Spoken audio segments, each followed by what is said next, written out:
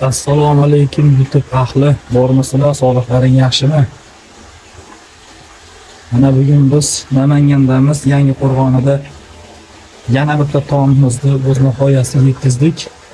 Bu safargi tomimiz Yangiqo'rg'on tog'li hudud bo'lganligi uchun ikkinchi qavatiga kuyilyapti. Mana ikkinchi qavati ham mansard. Buni issiqligi uchun to'sinib qo'yilganda tagidan pastga qoqilgan, ustidan 8 santimetrlik kuy berilyapti. Lekin uzr, shondan ozgina oldira vaqt tashdi shon. Mana ishimizni sifati, mana ishimiz holati ideal holatda. Mana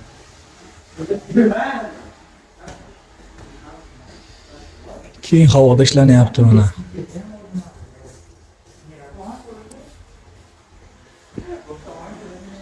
Mana ustidan akamiz bitta polni qoqsa bo'ldi ekan. Shu bilan mansardli uyimiz tayyor. Xuddi shu holatda pastki qavatini ham shunday qilib kuydirishdi. Ustidan polni qoqsalar bo'ldi ekan.